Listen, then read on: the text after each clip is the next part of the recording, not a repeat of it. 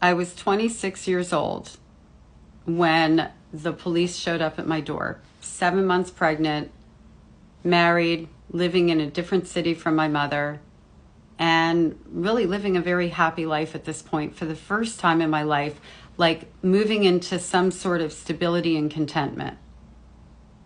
And I'm being arrested.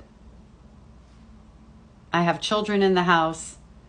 I'm calling my ex-husband. I'm melting down. I don't know what's going on. I get processed, like the whole 9 yards. How did this happen? Well, my mother called the police and said there was a warrant for my arrest for check fraud. How did that happen? When I was 17 years old, I had my first ever checking account. And I opened that account with a $1,000 check my mother gave to me from money that didn't even belong to her in the first place. It was literally my money. And it wasn't from the babysitting money and the savings bonds she stole from me throughout my childhood. It was money from a separate source that she had a hold of. As I start writing checks for food and essentials because I have a newborn baby, she stopped payment on the check. I find out about it. I go into the bank and they're like, you're going to have to honor these. And I'm like, I'm going on welfare. I don't know what to do here. Well, maybe, your mother will make good on the check.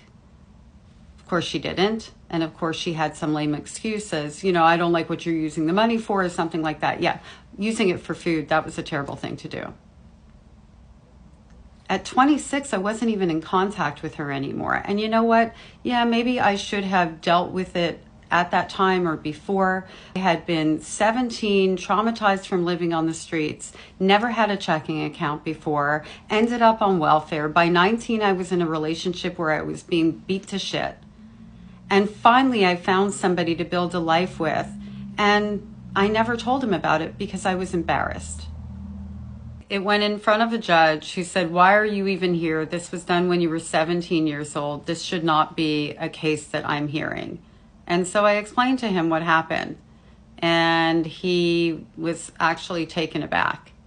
There were no convictions or anything like that. I did get the opportunity, and I was happy to make restitution to the one store that was still open, and went about my life with yet another validation of how completely evil my mother is and how much she really hates me.